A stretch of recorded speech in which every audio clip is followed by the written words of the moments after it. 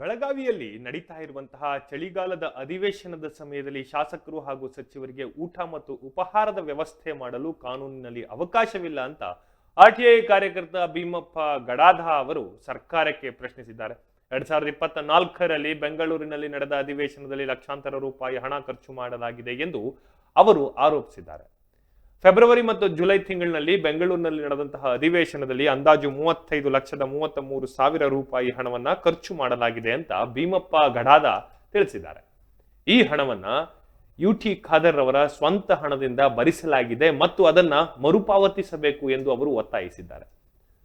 RTI ಕಾರ್ಯಕರ್ತ ಭೀಮಪ್ಪ ಗಡಾಧ ಅವರು ಮಾಧ್ಯಮದವರೊಂದಿಗೆ ಮಾತನಾಡಿ ಯುಟಿ ಖಾದರ್ ಅವರು ಮಾಡಿದ ಖರ್ಚನ್ನ ಸರ್ಕಾರ ಮರುಪಾವತಿಸಬೇಕು, ಇಲ್ಲದಿದ್ದಲ್ಲಿ ಸಂಬಂಧಪಟ್ಟವರ ವಿರುದ್ಧ ನ್ಯಾಯಾಲಯದಲ್ಲಿ ದೂರು ದಾಖಲಿಸಲಾಗುವುದು ಎಂದು ಎಚ್ಚರಿಕೆಯನ್ನು ನೀಡಿದ್ದಾರೆ.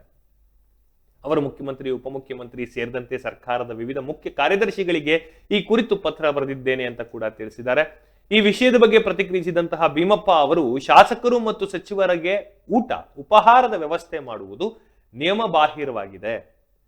ತೆರಿಗೆದಾರರ ಹಣವನ್ನ ಟ್ಯಾಕ್ಸ್ ಕಟ್ತಾ ಇರುವ ವ್ಯಕ್ತಿಗಳ ಹಣವನ್ನ ದುರುಪಯೋಗ ಪಡಿಸಿಕೊಳ್ಳುವಂತಹದ್ದು ಸಹಿಸುವುದಿಲ್ಲ ಅಂತ ಕೂಡ ಹೇಳಿದ್ದಾರೆ. ಸರ್ಕಾರ ಕೂಡಲೇ ಈ ಬಗ್ಗೆ ಕ್ರಮ ಕೈಗೊಳ್ಳಬೇಕು ಮತ್ತು ಹಣದ ದುರುಪಯೋಗಕ್ಕೆ ಕಡಿವಾಣ ಹಾಕಬೇಕು ಅಂತ ಕೂಡ ಅವರು ಆಗ್ರಹಿಸಿದ್ದಾರೆ.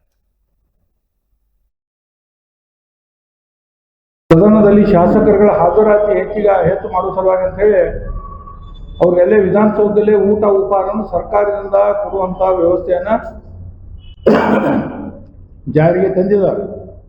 ಆದರೆ ಇದು ಕಾನೂನು ಬಾಹಿರ ಮತ್ತು ನಿಯಮ ಬಾಹಿರ ಅಂತ ಹೇಳಿ ಬಯಸ್ತಾ ಇದ್ದೀನಿ. ಯಾಕಂದ್ರೆ ಇಲ್ಲಿ ಏನು ಹೇಳ್ತಾರಪ್ಪ ಅಂದ್ರೆ ವಿಧಾನಸಭೆಯಿಂದ ಒಂದು ಮಾಹಿತಿ ಹಕ್ಕಿನಿಂದ ಮಾಹಿತಿ ತರ್ಕೊಂಡಲ್ಲಿ ಅಲ್ಲೇ ಅವ್ರು ಹೇಳ್ತಾರೆ, ವಿಧಾನಸಭೆ ಅಧಿವೇಶನ ನಡೆಯುವ ಸಂದರ್ಭದಲ್ಲಿ ಕಾರ್ಯಕಲಾಪದಲ್ಲಿ ಭಾಗವಹಿಸುವ ಮಾನ್ಯ ಸದಸ್ಯರುಗಳಿಗೆ ಸರ್ಕಾರದಿಂದಲೇ ಉಚಿತವಾಗಿ ಟೀ, ಕಾಫಿ, ತಂಪು ಪಾನೀಯ, ಊಟ ಉಪಹಾರಗಳನ್ನು ನೀಡಲು ನಿಯಮಾವಳಿಗಳಲ್ಲಿ ಅವಕಾಶ ಇಲ್ಲ ಅಂತೇಳಿ ವಿಧಾನಸಭೆ ಕಾರ್ಯದರ್ಶಿಯವರ ಆಫೀಸಲ್ಲಿ ಒಂದು ಕಡೆ ಮಾನ್ಯ ಸಭಾಧ್ಯಕ್ಷರು ಊಟ ಕೊಟ್ಟಿದ್ದಾರೆ. ಈಗ ನನ್ನ ಹತ್ತಿರ ಜುಲೈ 2024ರ ಜುಲೈ ತಿಂಗಳಲ್ಲಿ ಮತ್ತು ಫೆಬ್ರವರಿ ತಿಂಗಳಲ್ಲಿ ಏನು ಬೆಂಗಳೂರಲ್ಲಿ ಅಧಿವೇಶನ ಆಯಿತು, ಮಾರ್ಚ್ ತಿಂಗಳ ಮಾಹಿತಿ ಇಲ್ಲ, ನಂತರ ಇಲ್ಲ, ಈ ಎರಡರ ಮಾಹಿತಿ ಸಿಕ್ಕಿದೆ. ಈ 2 ತಿಂಗಳಲ್ಲಿ ನಡೆದಂಥ ಅಧಿವೇಶನದಲ್ಲಿ ಮಾನ್ಯ ಶಾಸಕರುಗಳಿಗೆ ಏನು ಊಟ ಕೊಟ್ಟರು, ಊಟಕ್ಕಾಗಿ 35,33,000 ರೂಪಾಯಿ ವೆಚ್ಚ ಆಗೈತಿ. ಇದು ಸಾರ್ವಜನಿಕರ ತೆರಿಗೆ ಹಣ. ಅದಕ್ಕೆ ನಮ್ಮದೇನಪ್ಪ ನಿಯಮಾವಳಿಗಳಲ್ಲಿ ಅವಕಾಶ ಇಲ್ಲ, ನೀವು ಅದನ್ನ ಹಾಜರಿ ಹೆಚ್ಚು ಮಾಡಕ್ಕೆ ಊಟ ಕೊಡ್ತೀವಿ ಅಂತೀರಿ, ಸಾರ್ವಜನಿಕರ ತೆರಿಗೆ ಹಣ. ಅದಕ್ಕೆ ಈ ಹಣವನ್ನು ಮಾನ್ಯ ಸಭಾಧ್ಯಕ್ಷರ ಕಡೆಯಿಂದ ವಸೂಲಿ ಮಾಡ್ಬೇಕು ಸರ್ಕಾರ. ಆ ವಸೂಲಿ ಮಾಡದೇ ಇದ್ದಲ್ಲಿ ನಾವು ಮುಂದೆ ಒಂದು ಕಾನೂನಾತ್ಮಕ ಹೋರಾಟ ಮಾಡ್ತೇವೆ ಅಂತ ಹೇಳ್ತಾರೆ. ಈಗಾಗಲೇ ಈ ಊಟದ ಬಿಲ್ಗಳು ಮತ್ತು ಅವರ TID ಪಡ್ಕೊಂಡಿದ್ದ ಬಗ್ಗೆ ಎಲ್ಲ ದಾಖಲಾತಿಗಳನ್ನು ಮಾನ್ಯ ಮುಖ್ಯಮಂತ್ರಿ, ಉಪಮುಖ್ಯಮಂತ್ರಿ ಹಾಗೂ ಕಾನೂನು ಸಚಿವರು, ಅದಲ್ಲದೆ ಸರ್ಕಾರದ ಮುಖ್ಯ ಕಾರ್ಯದರ್ಶಿಗಳಿಗೆ ನಾನು ಕಳಿಸಿಕೊಟ್ಟಿದ್ದೀನಿ.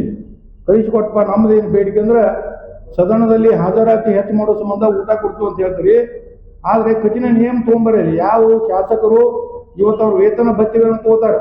ಒಂದು ದಿನಕ್ಕೆ 2,500 ರೂಪಾಯಿ ಶಿಟ್ಟಿಂಗ್ ಬತ್ತಾಯ್ತು ಅವ್ರಿಗೆ. ಆ ವೇತನ ಮತ್ತು ಭತ್ಯೆಗಳನ್ನ ತೆಗೆದುಕೊಳ್ಳುವಂಥ ಶಾಸಕರು ಜವಾಬ್ದಾರಿಯಿಂದ ಸದನದಲ್ಲಿ ಕುಳಿತ ಈ ರಾಜ್ಯದ ಸಮಸ್ಯೆಗಳ ಬಗ್ಗೆ ಗಂಭೀರ ಚಿಂತನೆ ಮಾಡಬೇಕು. ಅದು ಬಿಟ್ಟ ಅವ್ರು ಅವರ ಹಾಜರಾತಿ ಹೆಚ್ಚು ಮಾಡಕ್ಕೆ ನೀವು ಊಟ ಕೊಡ್ತು ಅನ್ನೋದು ಇದು ಭಾಳ ತಪ್ಪು ಕಾನೂನಲ್ಲಿ. ಅದಕ್ಕೆ ಇವತ್ತು ಮಾನ್ಯ ಸಭಾಧ್ಯಕ್ಷರಲ್ಲಿ ನಾನು ವಿನಂತಿ ಮಾಡ್ತಾ ಇದ್ದೀನಿ, ಈ ರೀತಿ ಊಟ ಅದು ಕೊಟ್ಟರೆ ಇದು ಶಾಲಾ ಮಕ್ಕಳಿಗೆ ಬಿಸಿ ಊಟ ಕೊಟ್ಟಂಗೆ ಅಂತ. ಅದಕ್ಕೆ ದಯವಿಟ್ಟು ಈ ಸಾರ್ವಜನಿಕರ ತೆರಿಗೆ ಹಣದಲ್ಲಿ ಅವ್ರಿಗೆ ಊಟ ಕೊಡಬೇಡ್ರಿ. ನೀವೇನು ಮಾಡಿದ್ರೆ ಯಾವ ಶಾಸಕರು ಸದನದ ಕಾರ್ಯಕಲಾಪಗಳಲ್ಲಿ ಭಾಗವಹಿಸುವುದಿಲ್ಲೋ ಕಡ್ಡಾಯವಾಗಿ ಅಂಥವ್ರಿಗೆ ವೇತನ ಭತ್ಯೆಗಳನ್ನು ಕೊಡಲಾಗುವುದಿಲ್ಲ ಅಂತ ಒಂದು ಆದೇಶ ಮಾಡಬೇಕು ಸರ್ಕಾರ. ಅಂದ್ರನ ಅದು ಈ ದುಡ್ಡು ಪೋಲಾಗೋದು ಉಳಿತೈತಿ. ಈ ಸದನದಲ್ಲಿ ಶಾಸಕರುಗಳ ಹಾಜರಾತಿ ಹೆಚ್ಚು ಮಾಡುವ ಸಲುವಾಗಿ ಅಂತ ಹೇಳಿ ಅವರೆಲ್ಲ ವಿಧಾನಸೌಧದಲ್ಲೇ ಊಟ ಉಪಹಾರವನ್ನು ಸರ್ಕಾರದಿಂದ ಕೊಡುವಂತ ವ್ಯವಸ್ಥೆಯನ್ನ ಜಾರಿಗೆ ತಂದಿದ್ದಾರೆ. ಆದರೆ ಇದು ಕಾನೂನು ಬಾಹಿರ ಮತ್ತು ನಿಯಮ ಬಾಹಿರ ಅಂತ ಹೇಳಿ ಬಯಸ್ತಾ ಇದ್ದೀನಿ. ಯಾಕಂದ್ರೆ